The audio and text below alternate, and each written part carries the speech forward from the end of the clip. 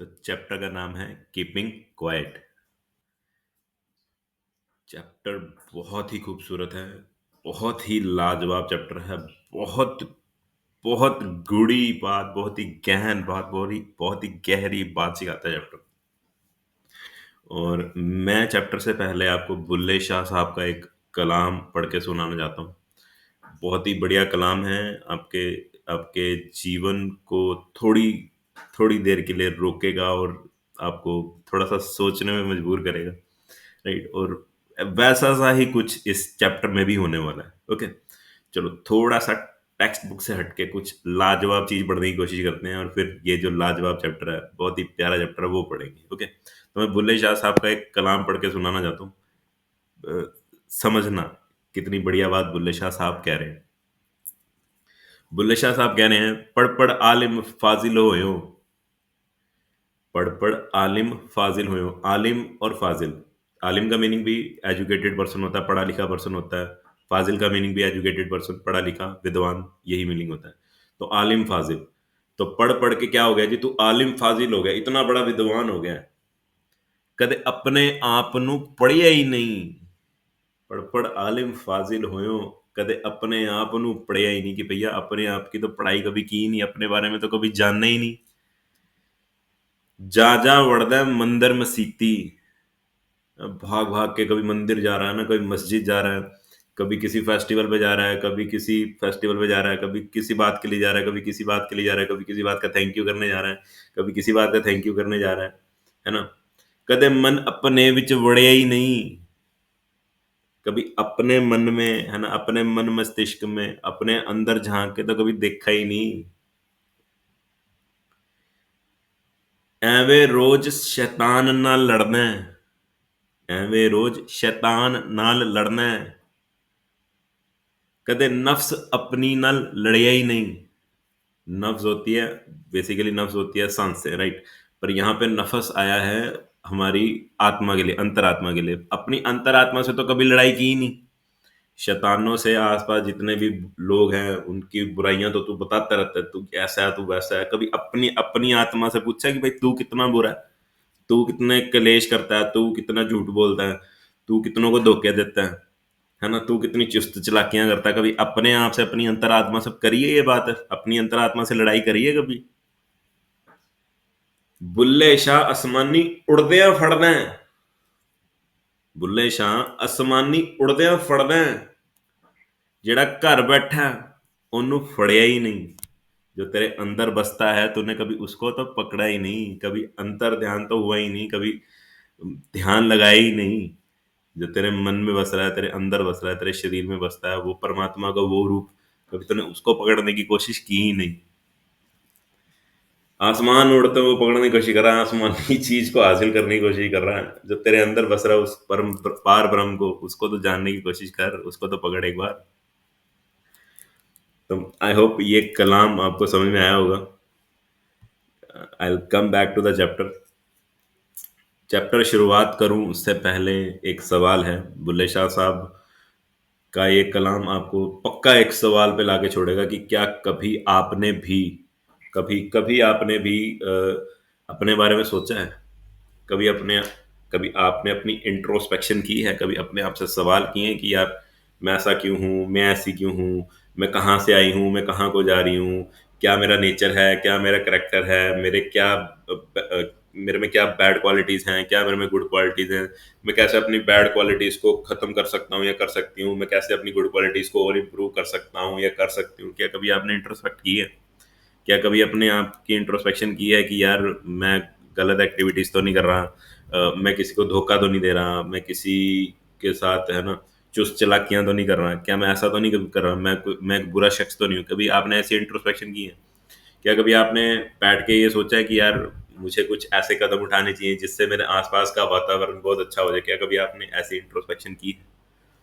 तो जाहिर सी बात है, मोस्ट ऑफ द स्टूडेंट्स नहीं करते। वो मेडिटेशन भी नहीं करते, वो बैठ के ध्यान लगाने की भी कोशिश नहीं करते, परमात्मा को याद करने की भी कोशिश नहीं करते। तो अंतकाल में पछताएंगे ना जब प्राण जाएंगे छूट, राइट। तो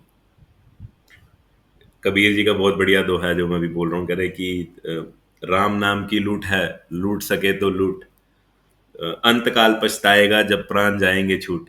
तो अभी भगवान वगैरह का नाम ले लो, अभी अंतर ध्यान हो जाओ, अभी थोड़ा सा विचारवान बनो, अपने आप को सुधारो, अच्छा करो अपने आप को, ठीक करो अपने आप को, राइट। कबीर साहब भी वही बात बोल रहे हैं, और ऑथर साहब भी इस कविता के कीपिंग क्वाइट जो चैप्टर है उसके पोएट भी पाब्लो नरूदा साहब इसके पोएट हैं। वो भी सेम चीज ही बोल रहे हैं कि अपनी इंट्रोस्पेक्शन करो, एक बार देखो आपके आसपास सराउंडिंग में हो क्या रहा है। प्लीज, ये जो भागी जा रहे हो पैसे के पीछे, पब्लिसिटी के पीछे, थोड़ा सा रुको, है ना। ये लड़ाई झगड़े में जो लगे हुए हो, है ना, जंग वंग लड़ी जा रहे हो, है ना, ये जो दंगे करने के पीछे लगे हुए तुले हो, प्लीज उसको छोड़ो। एक बार सोचो कि तुम्हारे जो प्रयास है, तुम्हारे जो कर्म है, क्या वो अच्छे भी हैं या नहीं, राइट। तो बहुत ही बढ़िया पोएम है, और आशा करता हूँ कि जिस पॉइंट पे मैं हिट करना चाहता था आपके माइंड पे, काश मैं वहां हिट हुआ हूँ, मैंने वहां हिट किया है। और अगर मैंने वहां पे हिट किया है, मैंने सही स्पॉट पे हिट किया है, मैंने आपकी ठीक वही फीलिंग छेड़ी है ना, तो आप कुछ पल को तो साइलेंट जरूर हुए होगे। आपको जरूर इतना आभास, इतना एहसास तो जरूर हुआ होगा यार कि हाँ यार, मैंने कभी ऐसा किया नहीं है, मुझे करना चाहिए। मेरी इंग्लिश इतनी पुअर है यार, मैंने उसको सुधारने के लिए क्या किया। यार मेरा मैथ्स बड़ा वीक है, मैंने उसको सुधारने के लिए क्या किया। यार मेरी सेंटेंस फॉर्मेशन बड़ी खराब है यार, मुझे नोटिस राइटिंग नहीं आती यार, मुझे पैसेज अनसीन पैसेज देखना नहीं आता, मुझे मेरी वोकैबुलरी पुअर है ना। यार मैं अपने माता पिता से ऐसे लड़ाई क्यों करता रहता हूँ, मेरे माता पिता ने मेरा क्या बिगाड़ा है ना। तो मेरे दोस्त मेरे से नाराज क्यों रहते हैं, मेरे से ऐसी क्या गलतियां हो जाती है ना, थोड़ा सा, है ना, कि क्यों मैं लड़ाई झगड़ों में इतना इन्वॉल्व हूँ, क्यों मुझे गुस्सा इतना ज्यादा आता है ना, थोड़ा तो सोच रहे होगे अभी, राइट। तो यही जीवन का आधार है। इस तरह की थिंकिंग अगर आप अपने मन में रखोगे तो देखना, अपने आप में तो बहुत अच्छा किरदार बनोगे, समाज में भी बहुत अच्छा किरदार बनोगे, लोग आपकी वाहवाही करेंगे, और आप जैसे लोग ही जो विचारवान रहते हैं, जो अपने आप को सुधारने में लगे रहते हैं, अपने आसपास अच्छा माहौल बनाने में लगे रहते हैं, वही एक अच्छा समाज भी आगे जाके रच सकते हैं। समाज उनको सिर आंखों में बिठाता है। ओके, चलो, coming back to the story, to the poem. इस पोएम के थ्रू पाब्लो साहब हमें ये चीज सिखा रहे हैं। In this poem Neruda talks about the necessity of quiet introspection.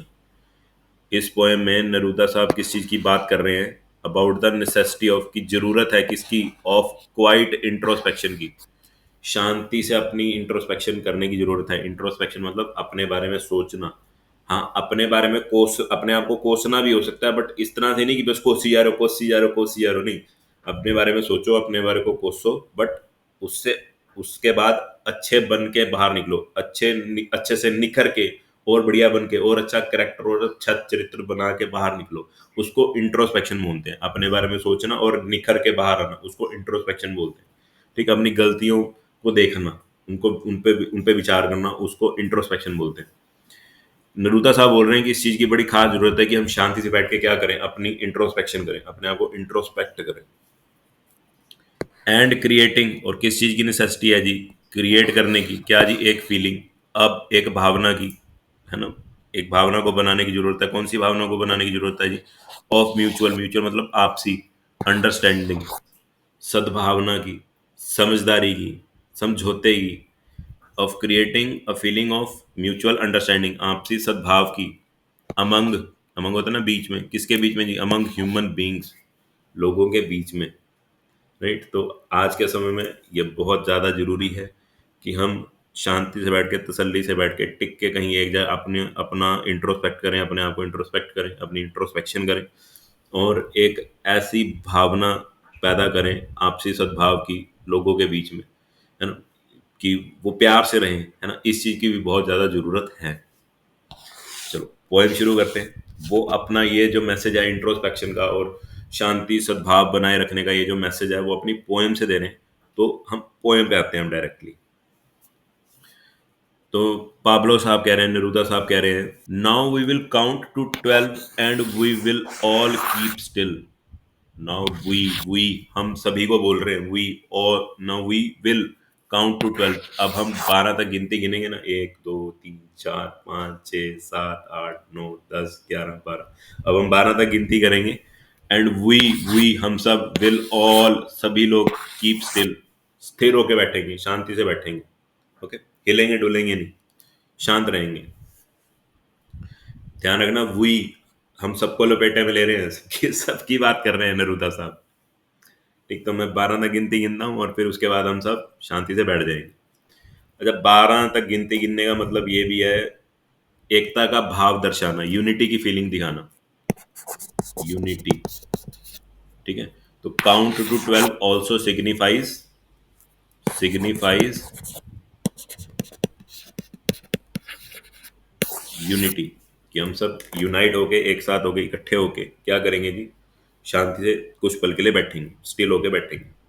अच्छा, काउंट टू 12 का एक और मीनिंग भी आप समझ लो, जैसे घड़ी की जो सुइयां होती हैं 12 बजने पे एक के ऊपर एक आ जाती है, इकट्ठी हो जाती है, राइट। तो उसी हिसाब से नरुता साहब भी वही बात बोल रहे हैं कि मैं भी 12 तक गिनती गिनूंगा, है ना। हम भी सुई, घड़ी की सुइयों की तरह इकट्ठे हो जाएंगे और क्या रहेंगे जी, थोड़ी देर के लिए शांत रहेंगे, स्टिल रहेंगे, हिलेंगे डुलेंगे नहीं, स्थिर रहेंगे। फॉर वंस, एक बार को तो, एक पल को तो, on the face of the earth, इस धरती पर। अब ये मत बोल देना on the face of earth की धरती के चेहरे पर, धरती का कोई चेहरा वहरा नहीं है। On the face of the earth मतलब धरती की सतह पर, धरती के ऊपर, धरती पर। फॉर वंस, एक बार का तो हम धरती के ऊपर क्या करें जी, लेट्स, चलो, नॉट स्पीक, ना बोले, इन एनी लैंग्वेज, किसी भी भाषा में ना बोले। लेट्स स्टॉप, चलो रुकते हैं, फॉर 1 सेकेंड, एक पल के लिए, एक क्षण के लिए, एक सेकेंड के लिए। चलो इस धरती पर, इस पृथ्वी पर हम क्या ना करें, कोई भाषा ना बोलें, बस शांत शांत रहें, चुप रहें, है ना। लेट्स स्टॉप फॉर 1 सेकेंड, एक पल के लिए हम रुक जाएं, कुछ ना करें। And not move our arms so much, ना ही हम अपने हाथ वाथ हिलाएं ठीक है, बात तो माननी पड़ेगी ना पोइट साहब की, एंड हम अपनी बाजुएं बाजुएं भी ना हिलाएं। Basically not move our arms so much का मतलब ये नहीं है कि अपनी बाजुएं बाजुएं हिलाना, हाथ पैर हिलाना बंद कर दो।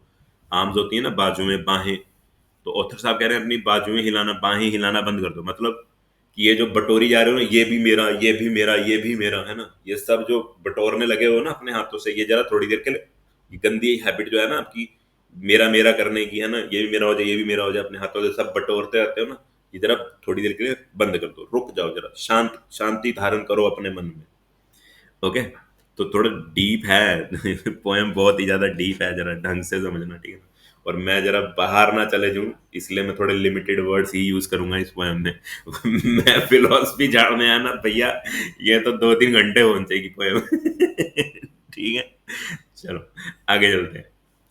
It would be an exotic moment, moment होता है पल, क्षण, एग्जॉटिक। अच्छा, बहुत सारे स्कूलों में एग्जॉटिक का मतलब बताया जा रहा है अजीब अरे भैया माफ करो, एग्जॉटिक का मीन देखो, एग्जॉटिक के दो मतलब है, ध्यान से सुनो। दूसरा मतलब पहले मतलब से निकल के आया है, ये बात का भी ध्यान रखना। एग्जॉटिक का मतलब होता है कोई बाहरी ब्रीड, कोई बाहरी नस्ल। मान लो इंडिया के अंदर अमेरिका से एक नई ब्रीड आ रही है कुत्ते की, डॉग की, किसी भी एनिमल की, है ना, किसी भी पशु की, जानवर की, तो वो हमारे लिए क्या कहलाएगी कि वो एक एग्जॉटिक ब्रीड है, वो नस्ल क्या है, एग्जॉटिक है, राइट।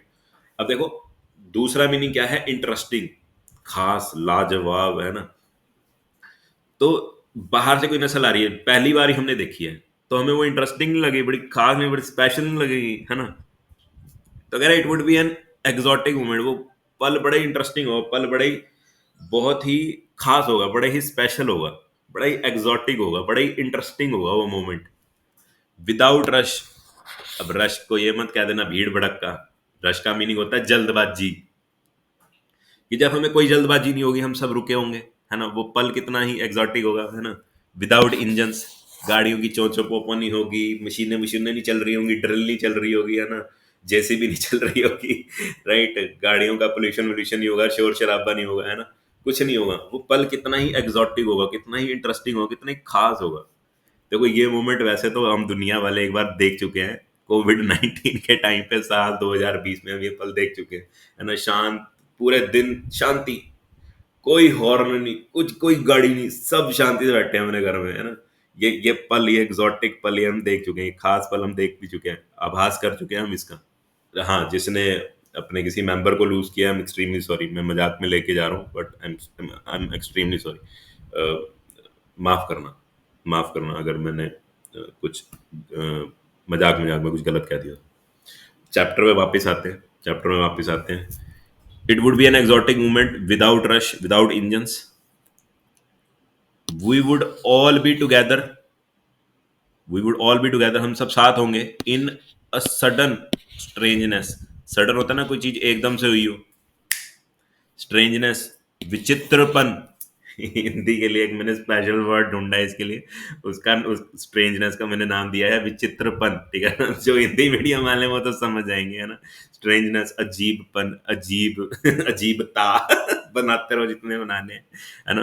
तो कह रहा है कि उस उस एकदम से उत्पन्न हुए, है ना, विचित्रपन में, स्ट्रेंजनेस में, इतना अजीब सा माहौल है ना, उसमें क्या होगा जी? We would all be together, हम सब क्या होंगे जी? साथ होंगे, राइट? तो कितना ही एग्जॉटिक मोमेंट होगा यार वो, कोई भाग दौड़ नहीं, कोई किचकिच चिक चिक पिच पिच कुछ नहीं, है ना? सब साथ में होंगे, है ना? वो जो एकदम, है ना, और देख रहे होंगे यार, क्या अजीब माहौल खड़ा हो गया ना। ठीक। तो वैसे तो देखो मैं मजाक में लेके चला गया हूँ, मुझे मजाक में नहीं लेके जाना चाहिए था। क्या पाब्लो साहब कह रहे हैं कि एक बार के लिए रुक जाओ, थोड़ा सा सीरियस हो जाओ, कहने का भाव ये है। क्योंकि जब आप सीरियस हो जाओगे ना, जब आप थोड़ा सा विचारवान हो जाओगे, थोड़ा सा सोचोगे अपने बारे में, तो आपके अंदर क्या होगा, एक ना फीलिंग आएगी। अब ये मत कहना कि सर आप तो कह रहे हो कि गिल्ट जागेगी हमारे अंदर। मैं गिल्ट गिल्ट की बात नहीं कर रहा यार। अपने आप को थोड़ा सा, अपने बारे में थोड़ा सा सोचना, अपनी देखना कि यार तुमसे कोई गलती तो नहीं होगी, उसको ये नहीं कहते कि गिल्ट, है ना, भी अपने आप को कोस रहे हो तो वो बेकार बात होगी, गलत नहीं। मैं अपने आप को कोसने वोसने की बात नहीं कर रहा, मैं अपने आप को सुधारने की बात कर रहा हूँ। ओके? ये मत कहना सर हमारे अंदर गिल्ट पैदा कर रहे हो आप, तो हमें गिल्टी घोषित, अपने आप को गिल्टी साबित करो, अपने आप को गिल्टी मानो, ऐसा, है ना? अपने आप को अपराधी मानो, है ना? ऐसा मैं नहीं कह रहा।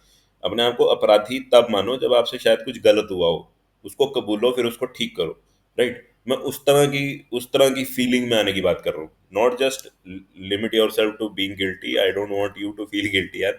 अभी जीवन बहुत सारा बड़ा है, वो अभी जो गलतियां होगी उसके लिए माफी मांगो यार, आगे बढ़िया जीवन चलना, मैं ये कह रहा हूँ। ओके? डिप्रेस मत हो जाना, प्लीज डिप्रेस मत हो जाना। आई आई बैग ऑफ यू, मैं हाथ जोड़ता हूँ आपके आगे, ठीक है? थोड़ी देर के लिए शांति धारण करो, अपने ऊपर विचार करो, और अपने आप को संभालो, सुधारो। कुछ गलत काम हुए, भगवान से माफी मांगो, माता पिता से माफी मांगो, यार दोस्तों से माफी मांग लो यार, कुछ कोई चक्कर नहीं, यार दोस्त तो है ही है, हरामी। राइट? तो आगे बढ़ो, राइट? तो हाँ, यहाँ पे ऑथर साहब, पोएट साहब कह रहे थे, पाब्लो साहब कह रहे थे कि ठीक है, एक पल के लिए शांति धारण करो, तो देख लो तब अपने आप को क्या पाओगे, अपने आप को बड़ा ही ना अजीब किस्म के सन्नाटे में पाओगे तुम, राइट? देख रहे होगे एक दूसरे को, अगर अगर एक पल को मैं सबको क्या कहता हूँ, शांत हो जाओ, है ना, कुछ मत बोलो, कोई भाषा का इस्तेमाल ना करो, सब एक दूसरे को ना बड़े ना अजीब तरीके से देख रहे होंगे ना, कितना खास पल होने वाला है ये, राइट? तो थोड़ा सा शांत हो जाओ, राइट? उसके बाद कह रहे जब ये शांति स्थापित हो जाएगी, जब हम अपने आप को, है ना, देख रहे होंगे, अपने आसपास देख रहे होंगे, तो हम क्या पाएंगे? तो सच में हमें सच्चाइयां नजर आएंगी, तो हमें बुराइयां नजर आएंगी, अपने अंदर की तो नजर आएंगी आएंगी, जमाने की भी नजर आएंगी, और बहुत ही गूढ़े रूप में, बहुत ही गहरे रूप में, बहुत ही संगीन रूप में नजर आएंगी। अब देखो क्या क्या हमें नजर आएगा, क्या क्या होगा जब हम एक बार को अपने आप को शांत कर लेंगे। तो fisherman in the cold sea would not harm whales. जो मछुआरे हैं वो कोल्ड सी में, देखो कोल्ड सी नाम का कोई सी नहीं है, पहली बात तो क्लियर रखना। कोल्ड का मीनिंग बताऊंगा, कोल्ड किस लिए आया है, बहुत ही गहरा मीनिंग है इस पोएम का, इन लाइंस का, तो समझने की कोशिश करना। Fisherman in the cold sea would not harm whales. जो मछुआरे हैं वो समुद्र में मौजूद जो वेल्स हैं उनको नुकसान नहीं पहुंचाएंगे, उनकी हंटिंग नहीं करेंगे, उन्हें मौत के घाट नहीं उतारेंगे। देखो cold sea, fisherman in the cold sea, देखो कोल्ड, जब अब जब आपकी फीलिंग्स ना बिल्कुल शून्य हो जाती, खत्म हो जाती हैं, आप अपनी सारी फीलिंग्स खत्म कर देते हो, पत्थर बन जाते हो, निर्दयी बन जाते हो, तो कहते हैं कि आप कोल्ड हो गए हो, आपका खून सफेद हो गया, your blood has turned white. तो कोल्डनेस ऑफ फीलिंग्स मीन्स कि जब आप एकदम ही ना क्या बोलूँ, क्या वर्ड यूज करूँ, वर्ड नहीं समझ में आ रहा। तो जब आप अपने ना भावनाएं, अच्छी भावनाएं खत्म कर देते हो, एकदम निर्दयी हो जाते हो, तो कहते हैं कि आप कोल्ड हो गए हो, कोल्ड ब्लडेड हो गए हो आप, राइट।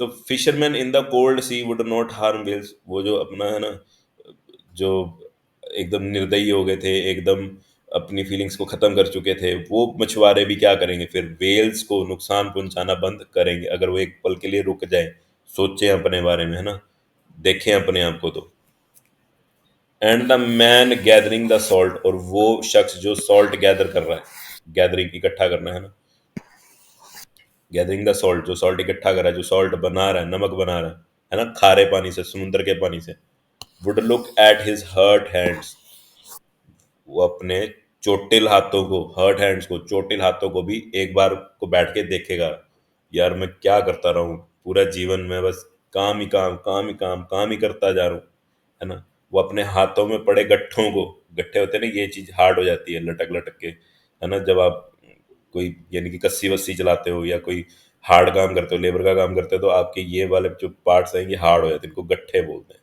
राइट।